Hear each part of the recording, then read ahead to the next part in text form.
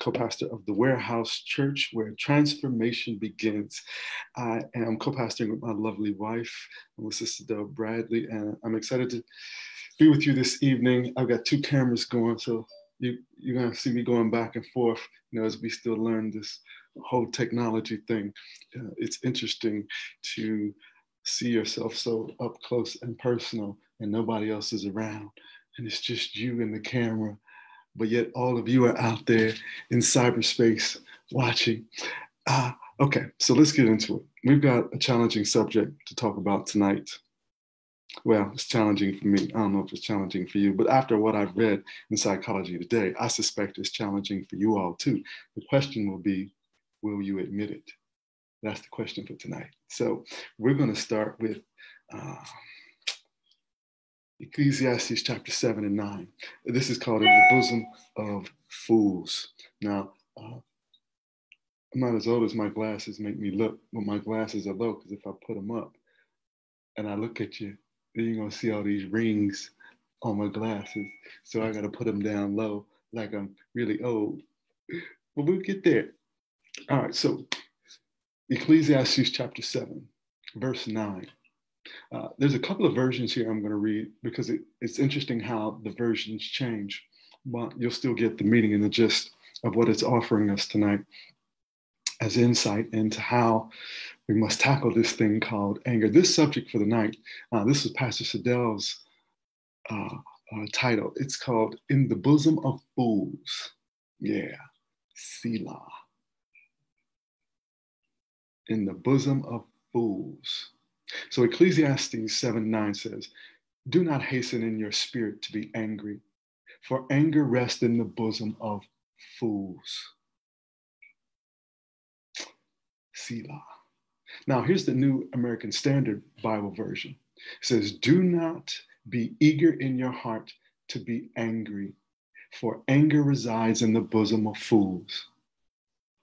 Then the New Living Translation changed it somewhat, but listen to this.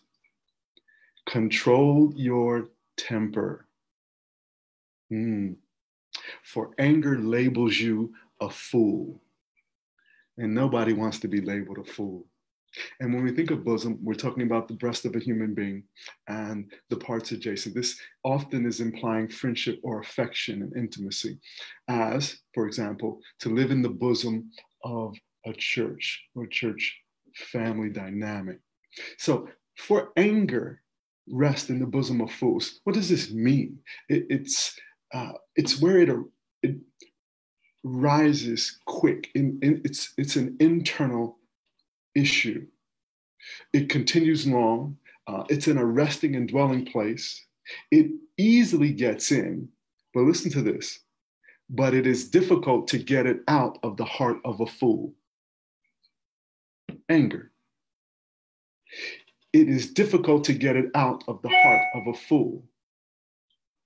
The bosom or breast is commonly represented as the seat of anger. The seat of anger. So in other words, it's a matter of the heart. And one of the interesting things about it and what's going on around our culture today is you can't legislate or regulate anger or hate or vitriol. And in Ephesians 4:26, it tells us that we do not let the sun go down on our anger or while you are still angry. Or some of your versions say, don't let the sun go down upon your wrath. We have this responsibility to be good stewards of our emotional stability, of being regulated in our emotions, self-regulation, being able to stabilize ourselves, not allowing ourselves to get so high, because that can be dysfunctional as well, but also not to get so low in a gutter of anger where you find yourself wallowing there and you can't get out. Now, I found a couple of quotes here from some things I read in Psychology Today, because we're going to talk about what the Bible says, and then I want to throw some things at you from what happens to us clinically. And one of the statements from Theodore Rubin says, feeling angry is a universal human phenomenon. It is as basic as feeling hungry, lonely, loved, or tired. They're all on the same plane. But then there's another quote. He says, a thought murder a day keeps the doctor away. Yeah. Imagine that. The power of anger affecting us physically to such a state that a doctor's required. So what this quote emphasizes is that feeling one's angry thoughts is a healthy manifestation, whereas the denial or suppression of angry feelings has a pathological effect. I mean, it can be obsessive, it can be compulsive, it can be habitual and affect you negatively. So this psychologist was saying, I have observed that suppressing angry feelings inevitably has destructive consequences. How many of you out there can raise a hand and say, you know that from experience? Okay, y'all not gonna tell the truth, I'm gonna tell the truth. I know that's a challenge for me at times. Now I've gotten better, and I'm appreciative that I've gotten better, but I'm also self-aware enough to know I can go further. I need to go further. In times like what we're dealing with in our culture, I have to go further. But you know where it's played out the most in my life? In family. And family dynamics with parent, child, and family dynamics inside of the marriage. And we'll talk a little bit about that as well. Now, Proverbs 15:1 says, a gentle answer deflects anger, but harsh words, tempers will flare. And some of your Bible says I think it says a gentle answer turns away wrath, but previous words stir up anger. Anger is tough. It's a tough emotion. It's an emotion you have to feel, but it's not one that you want to get trapped in, because it leads to not just a bad experience in the moment or an action that you wish you could recall or words you wish you could pull back, but it will begin to affect the actual body. So in Psychology Today, I read it suggests 4 major ill effects of bypassing the feeling of angry emotions. And so there's 2 sides of this. You cannot suppress them as if they're not there, nor do you just put it on semi-automatic and just let it go. And just however it flies, whoever's in the way is just collateral damage, because you just gonna tell them like it is from your perspective. No, that's not what we're talking about either. That's not what's being described for us biblically. And I would suspect that we all have a level or degree or another stage we could get to do a better job of handling how we deal with anger.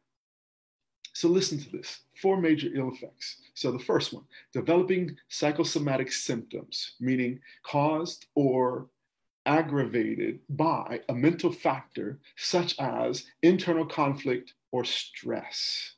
Imagine that. Number 2, turning the anger against oneself. Equally not good. Number 3, projecting anger outward onto others. And then lastly, acting out hostile, negative behaviors, which may be on others, may be on self, may be in isolation, but they're negative, they're hostile, and they're destructive behaviors. These are 4 elements that are ill effects of bypassing the feelings of angry emotion. So let's look at number 1. When we shy away from our angry emotions, they tend to become what's called somaticized. It means to convert anxiety into physical symptoms, which causes varying degrees of harm. And man, these can, and for us as African Americans, we know what I'm about to read are prevalent in our society. So hypertension, cardiovascular disease, and cancer are some of the byproducts of holding back anger, stuffing our feelings, which creates tension and stress. And then we react. But our stress reaction plays a part in a wide range of psychosomatic ailments. And so headaches are even common. But then the hypertension, the high blood pressure, the cardiovascular diseases, because again, we're talking about the bosom. We're talking about in the bosom of fools is where anger is harbored. It's in here, inside of us, that's causing us the stress and the anxiety, and it is negatively affecting our health. The College of Nursing says that it produces such low scores that suggest suppression, repression, or restraint of anger are catastrophic. There is evidence to show that suppressed anger can be a precursor to the development of cancer. And it is also a factor in its progression after diagnosis. So it's coming at you either way. It can affect you both ways, leading to having it, and while you're having it, exacerbate the issues of it. And so we have to do a better job of our anger. And I suspect that all you have to do is turn on the television. There's a lot of issues plaguing us that lead to anger. And the question is, how are we managing? How is there proper self-care taking place? Or have we just let go? So number one, developing psychosomatic symptoms are one of the ways, which means being caused or aggravated by a mental factor such as internal conflict or stress, are one of the ways that anger negatively affects us, where we harbor that in the bosom. And it says in the Bible, in the bosom of fools, anger rests. We are not to let anger rest. We are not to let the sun go down upon our wrath because it's resting with us. Everybody else is asleep. Nobody else is being affected by your anger but you. You're holding on to it, and you're probably not sleeping or not sleeping well, not getting to the level of rest that is actually necessary for you to be at your very best the next day. And then you wake up angry, and you wake up tense with all that anger resting in you, and it is affecting you negatively. Number two, when people internalize feelings of anger, it causes them to turn against themselves and become self-critical and self-hating. Now, this is one I'm sure we don't think a whole lot about, especially since typically what's happening inside of anger is, okay, I know some of y'all are not old enough, you're not gonna have a clue about what I'm about to say, but I'm gonna say it anyway, because it just came to mind. The devil made me do it. Some of y'all know Flip Wilson. Some of y'all old enough, I don't know Flip Wilson. My father told me about Flip Wilson. The devil made me do it. It's not my fault. It's not my fault I got as angry as I got. If you hadn't have done what you done, said what you said, I wouldn't have got as angry as I did. Well, I'm sure if you're still using that excuse, we'll talk about that later. So when people internalize feelings of anger, it causes them to turn against themselves. It's self-destructive. If this process reaches serious proportions, it plays a significant role in the feelings of depression. You may not get the full-blown depression, depending on the length of how you continue to harbor this process in your bosom, but it can lead to feelings, the feelings of depression and worthlessness. That's important. It can lead to self-defeating and self-destructive behaviors. And at times, this is when you know the depression and the overthinking of this process is taking root. It's growing tentacles. It's because there can be suicidal thoughts and tendencies to follow. That's how internalized it becomes. That's how much you've actually begun to turn this on yourself because you haven't been willing to let it go. So psychoanalysts have traditionally understood depression as being primarily due to anger directed against the self. And I was thinking, like, that's not a truth I got growing up. So the last thing I'm thinking when I get angry, I mean, after all, men are allowed to get angry. It's one emotion that we're allowed to have. And it's one that we take control over, meaning we do well. We enjoy getting angry. There's some guy, I got some friends that we go back and forth, and you might think we're angry, and we're really not, but we can get heated about our opinions and perspectives. And, it's just how we do. It's just kind of how he grew up, it's how I grew up, and it just worked. You can't do that with everybody. And everybody doesn't even need to see that at times. We would come to learn later because they would have a different picture of us than what was really going on. But then I'm thinking about this thing. I'm thinking about Judas and how distraught he was, so much so that he gave the silver back to the priest that he got it from when he realized he did wrong. And shortly after that, he took his life. And I thought about that when I read this the first time, about how much self-hatred he must have had. How what he thought he wanted in the beginning, he realized he didn't. And what he had gotten for what he thought he wanted, he knew had no value anymore. It was not going to produce whatever he thought originally it was going to produce. And now he was left with himself. And he allowed that guilt and perhaps shame and blame. He internalized all that on himself. Instead of opening himself to repentance and to forgiveness and to healing, he internalized it such to where he could not stand his own thought life. And he decided it was best to end it all. That's a tragic state of being. Fortunately, most don't get there. But where we do get to are the negative thoughts, and some of the times the thoughts of depression. I unfortunately know that experience, and I did not think on my own that I was turning things inward on myself when I found myself in a state of depression, because in my mind, what I was doing leading up to that were things that had happened to me, things that I did not ask for. My mother's death. I didn't ask for my friend to die 3 days after I buried my mother. I didn't ask for my daughter to have some of the challenges she had the following month. I didn't ask for my mother-in-law to pass away. I didn't ask for some of the financial challenges that we had. I didn't ask for some senior care challenges that we had with folk that were still remaining. I mean, it was just one thing after another, one thing after another. But what was really going on was conversations I was having with myself about my worth, about my value, about how I struggled with finding out 10 days before my mother passed that she knew and just didn't tell me, that she had only been given a short period of time. I mean, we knew with her cancer that she'd been given 2 to 3 years. We knew that we were 2.5 years into that. But she had found out 6 months prior to that she had less than 6 months. And it's only a couple of weeks before I get noticed that they told her 5.5 months prior. And that was a hard pill to swallow. I didn't know how to internalize it. I didn't know how to take that. And so I had these conversations with myself about, what did I do wrong? How did it get to here? There were things that, while they were difficult and couldn't be answered while she was alive, once she was no longer alive, there was no longer the possibility, even though neither one of us were working toward it in a way that would have produced what ultimately my heart was desiring.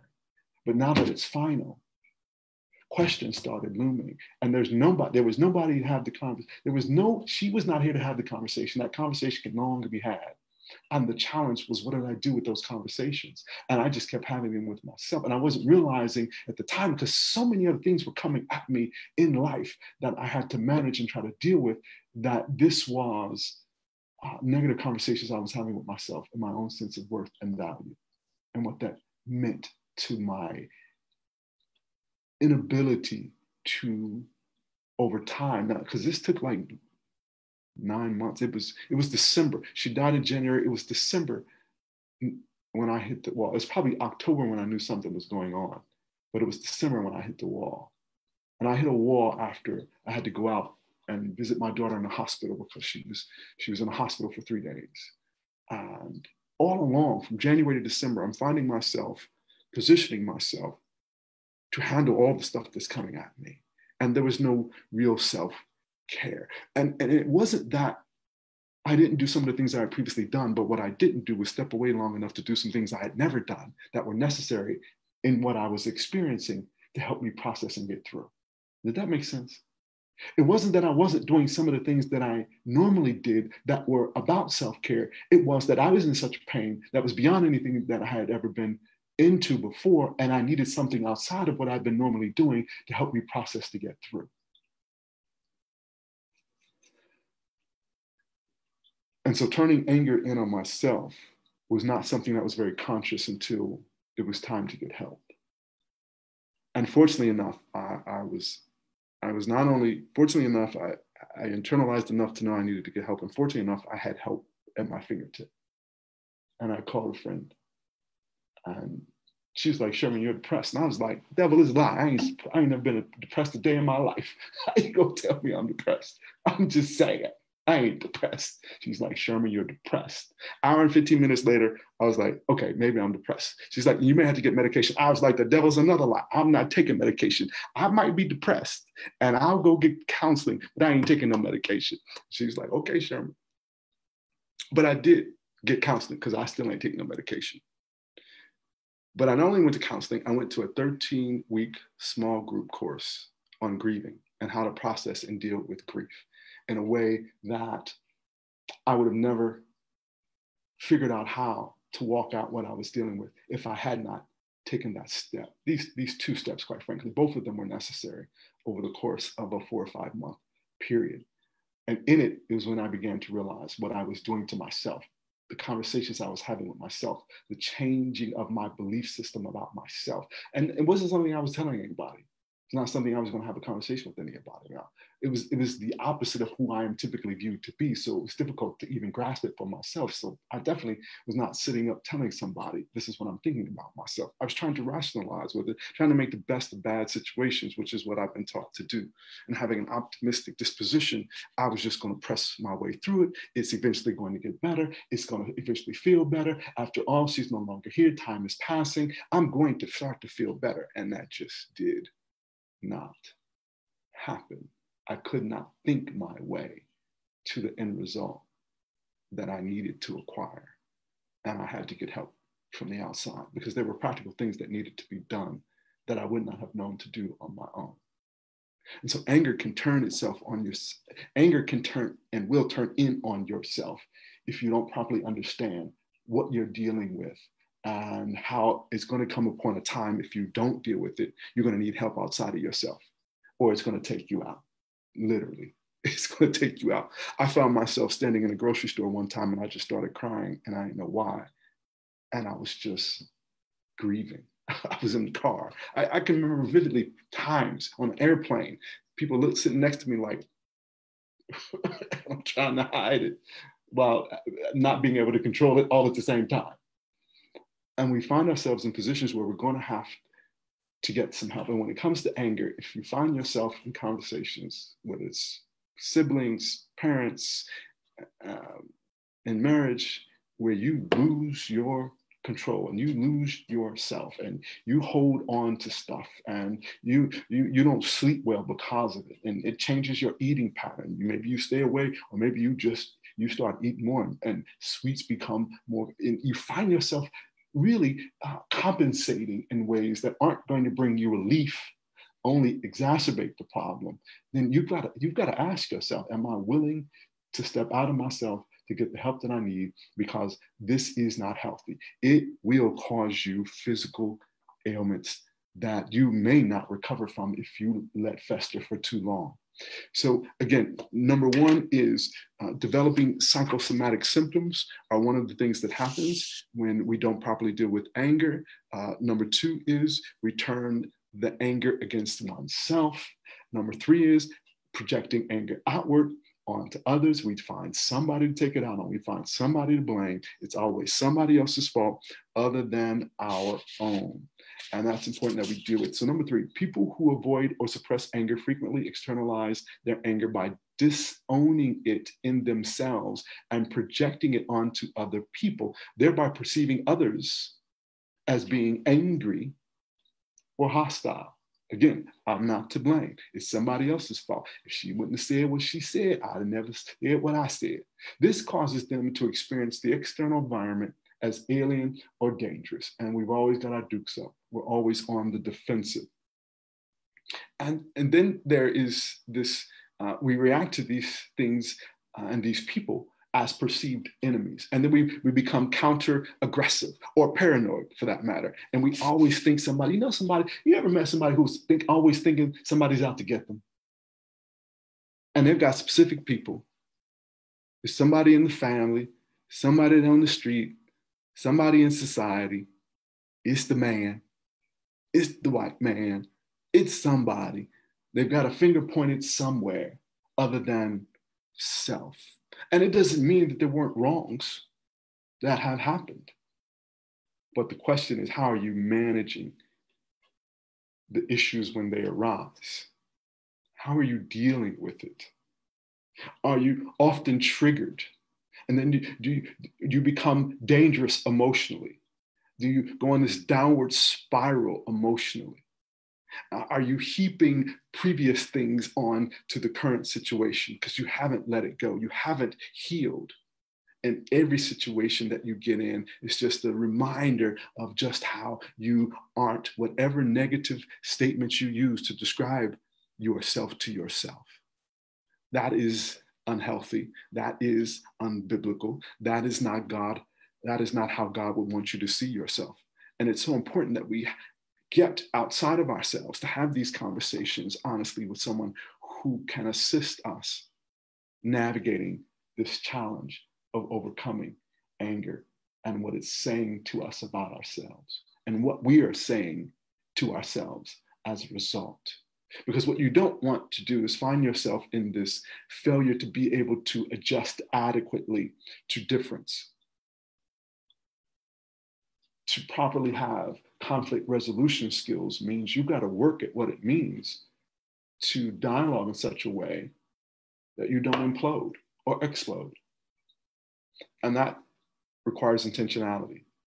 So Proverbs 18:21 says, the tongue can bring death or life. Those who love to talk will reap the consequences. So it's important for us to guard our thoughts and to guard our tongue. Because once it's out there, and you can't take it back. And it can take a lifetime to get back to where you perhaps once were before you spoke what you spoke. And can you live with those consequences? I'm sure you prefer not to have to live with them. So watch what you say before you say it. Here's number 4. When people cannot tolerate angry emotions, they tend to act out their anger inappropriately. So they find it difficult to control and are hurtful or abusive to themselves or others. You know, I think about one of my favorite examples, one of my favorite characters in the Bible is David. And I think about how Saul went after David and how he was just so angry and so bitter and so jealous, and how that seed just festered in him and it just became uncontrollable. And in it, we watch him do irrational things. We watch him pursue someone who only had his best interest at heart, who had the best interest of the entire people at heart, and modeled it masterfully and showed how God had his back and was assisting him. And even that was a source of tension for Saul, as if he was supposed to be the only king ever. And naturally, part of that was he wanted his son Jonathan to follow him because that's how it had normally been done. But God had another plan, and that was not Saul's plan. And Saul did not like God's plan. So this turning on themselves and others is something we have to ask ourselves and challenge ourselves. Is this the pattern of behavior that I'm exhibiting in my anger? Now, people who are in this kind of level of anger often act against their best interest. And they get so angry, they walk away from jobs. Or they don't know how to control themselves and their tongue and their thoughts. So they say something and they sabotage something that they were attempting to do because now they've spoken in a way that they can't take it back. They've said some things that you can't reverse. And now they've lost something that they were attempting to acquire. And what do? Oftentimes they tell themselves it wasn't meant to be in the first place. Or again, we play the blame game. Wasn't my fault. They weren't doing right anyway. And in that, when you get in that repetitive cycle of that you're always blaming somebody else and their actions, you have to continue to step back and step back and step back and step back. And your pools of resources and the doorways being open to you will slowly begin to shrink because ultimately you wind up being your own worst enemy. And you put yourself in a position where people are concerned about whether they can trust you. whether you're employable or whether they can bring you in. And it's so important because the other side of this is, when we look at society today and we look at anger and we look at the challenges that we face and we see the implosions going on, what's often depicted by the people who are in society now rioting is that they're harming themselves.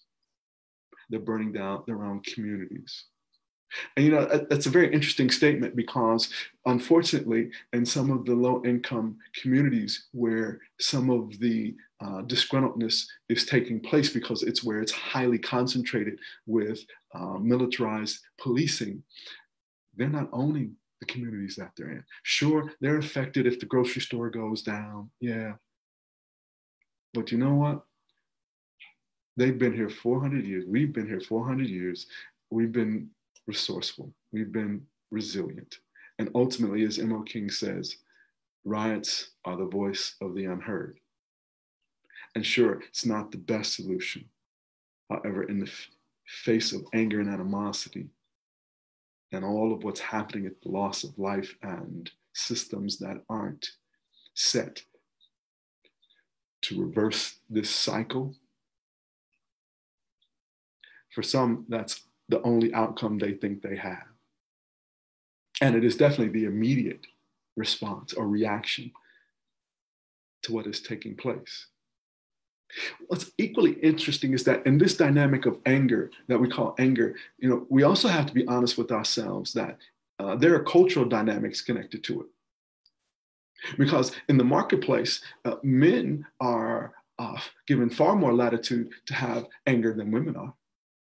Women are tremendously judged for their exhibition of anger. African-American women are often looked at as aggressive and bitter. African-American men naturally are what? Yeah, they're looked at as they're dangerous. And we need to protect ourselves from them. He can't be trusted. He's going to be violent.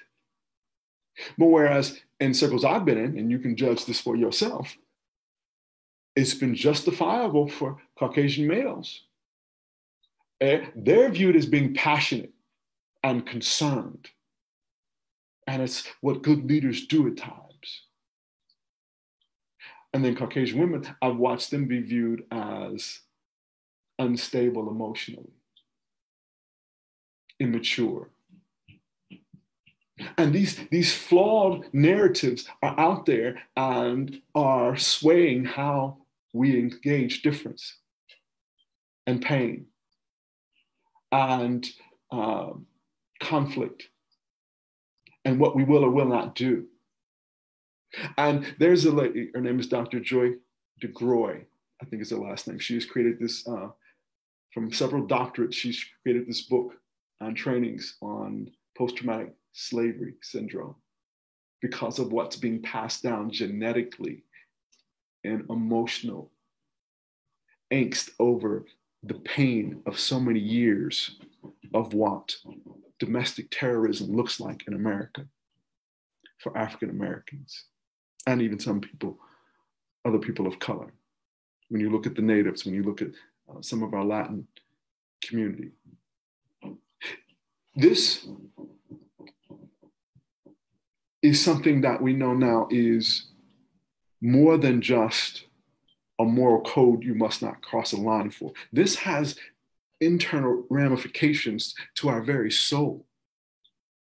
Our very soul.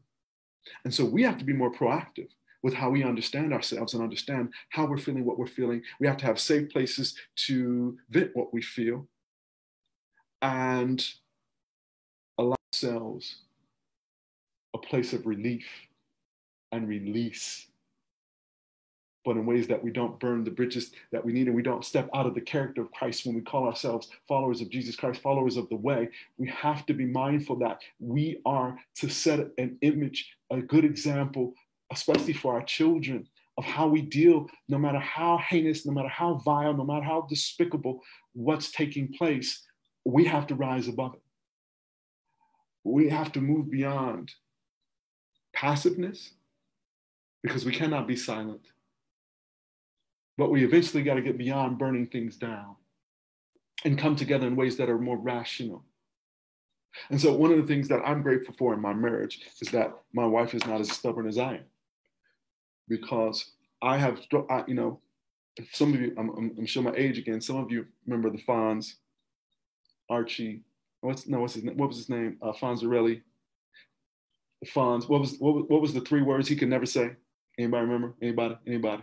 I know y'all out there remember. I ain't the only one of my age out there listening. I see y'all. You remember the 3 words he couldn't say? I am sorry. Yeah. I know I ain't the only one with trouble saying that. But in this ability to come together and resolve whatever the conflict or issues are, now you can get back to the place of intimacy and oneness and walking with, whether it's friend or spouse, so that you can move beyond whatever the angst is. And even when there isn't reciprocation, it is necessary that you're not harboring the animosity internally, because again, it's affecting your soul. It's affecting your spirit, man. It's not being the kind of witness that you have to be, no matter how difficult the circumstances and situations. And they are difficult. They are difficult. But anger is one of the most misunderstood of human emotions. And there are many misconceptions about it. So people perceive anger as bad or immoral, or feel that becoming angry makes them a bad person. It does not. But you do not want to let the sun go down upon your wrath, which is the manner of some. But you must not believe that you are a bad person because you get angry. The bad comes in how do you respond. Because if you're calculating, you understand that you can respond in a way that's righteous versus reacting in a way that's emotional in the moment, that's counterproductive in the long term, then you can rest in that afterwards, even if you haven't come to common ground, that you've stood your ground and continue to maintain the level of character that you know you must as a child of God. And you're setting an example, even if you're not getting the outcome that you're after. And so anger is natural, and it could be an inevitable response to frustration and stress. And there's a lot of stress right now, whether it's COVID-19 or racism or both combined, and all of the fallout from both of these that are viruses, quite frankly. Racism is a virus as much as COVID-19 is, and racism has been here a heck of a lot longer. And both of these are causing ill effects to people's health and stability and ability to maintain a sense of well-being for themselves, because it is difficult. It is extremely difficult to walk this earth as an African American, especially in this country, and feel safe. Who do we call when we're not feeling safe? And how do you deal with the anger that comes from knowing that you are the demographic that is set aside in this manner?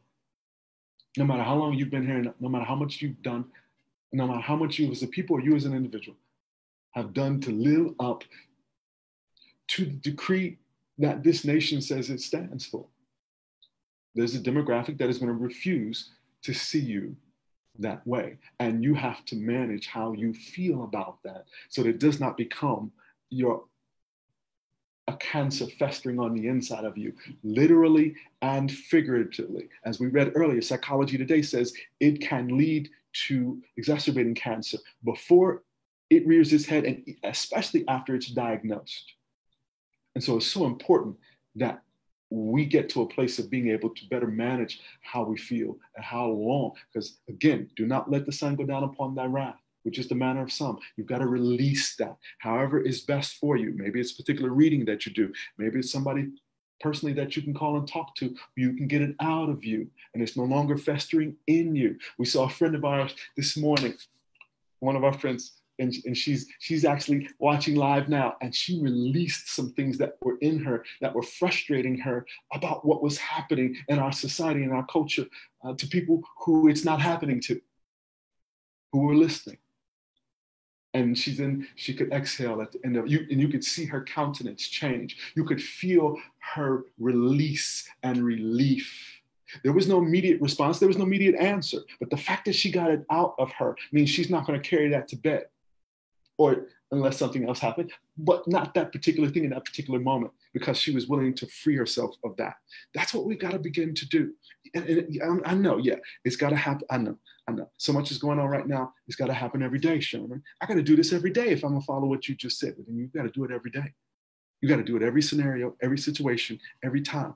And if that means you got to pull back from CNN and MSNBC or whatever it is that you watch that's going to continue to add some fuel to that fire of anger, then you have to do so. You have to better manage how you're dealing with it, because we don't want to wind up in the seat of anger, which is the bosom of fools. It is foolish to harbor anger because it's only hurting you. And that's not going to help you in the long run. So I want to conclude with just a couple of thoughts here about the mind. Dr. Carolyn Leaf says this. She was on a Zoom call with Bishop T.D. Jakes and a few others. He was the only African-American. The other 5 were Caucasian, male and female. And Dr. Carolyn Leaf said, the brain and the mind are separate, and you can renew your mind from what drives anger in you. The brain and the mind are separate, and you can renew your mind from what drives anger in you. And this is what we got to begin to teach on both sides, any side, whatever side you want to claim, however many sides you want to claim there are. Because renewing of our minds is critical no matter how difficult the world that we live in. And it doesn't mean that you won't get angry. I'm not saying that you should not get angry, but we are ascribing to what God says about what do you do with the anger and how you best proceed moving beyond the anger to come to the solutions that you're after. To strive and work for justice requires some cool heads in the face of all of the animosity that comes with not being heard, not being seen, not being valued. Yes, it does take a toll. But that's why we get to be iron sharpening iron. That's why I love the example of Aaron and Hur as they held up Moses' arms in the battle. And as long as they were by his side holding him up, he remained victorious. But when he got weary, as we sometimes do, and there was nobody around, and were easily picked off, but they were around to continue to raise his arms. And I can guarantee you, this affected his entire countenance, not just his physical body. But I can guarantee you, when you've got people around you, I know for myself, that are willing to prop me up when I can't fight the fight by myself, it is how I can continue to maintain today and continue to press forward for tomorrow with the expectation that life is going to get better. I believe life is going to get better, even for African Americans, even for minorities, even for women, even for the class differences that we deal with. Life is going to get better. But it is up to us to not allow anger to get in the way. And anger, as Bishop T.D. Jakes said, if you do not know me in the fellowship of my suffering, you cannot judge me and how I express my anger. And so one of the things that we have to do is curtail and challenge ourselves to how we manage the anger of silence. Silence is often said to be deafening, but it's really not. It is a tsunami or a hurricane, and the sounds that come and the raging of it. And so even in the midst of that, we can't allow ourselves to fall prey to uncontrolled anger. So I thank you tonight for this opportunity to share with you. I hope that I'm going to share these four points over again, but I hope that you understand the physical challenges that come with not letting go and harboring ill will and anger and bitterness. The first one that we learned was when we shy away from our angry emotions, they convert to anxiety and to physical symptoms that are catastrophic. So we have to be willing to let it go. The second one is when people internalize feelings of anger, it causes them to turn against themselves. It actually becomes self-hatred and self-bitterness, and that can lead to depression. Number three, people who avoid or suppress anger frequently externalize their anger by disowning it in themselves and projecting it onto other people. So we start playing the blame game. We don't take responsibility. It ain't my fault. Wasn't me. It was you. And fourth and last, when people cannot tolerate angry emotions, they tend to act out their anger inappropriately. And the inappropriately is often self-destructive behavior, even if they take it out on someone else. That taking it out in this stage is definitely going to bite them. And they wind up becoming entangled in something that's going to disrupt their entire livelihood. So it's so important to let it go. So let us pray for just that, and we'll conclude tonight. So Father, we thank you for this opportunity to learn more about ourselves, especially as it relates to what you say about how we are to navigate this thing called anger and not allow it to fester. I pray that each and every person listening to has found themselves in one of these four stages takes a deeper look at how to make sure that they're properly managing how they feel and deal with the anger. This emotion that we're allowed to have, just required to be responsible when it happens. And so remind us to let our emotions take their course. Just don't let it be the course that we take. So let us not find ourselves succumbing to the negative emotions, but we feel them, we process them, we let them go, and we continue to move toward being healthy and available to work towards solutions to whatever it is that may have angered us in the first place. Father, we thank you for your word. We thank you that it is life. It's a source of life, health, and strength to us when we obey it. And when we don't, we suffer the consequences in the totality of our being.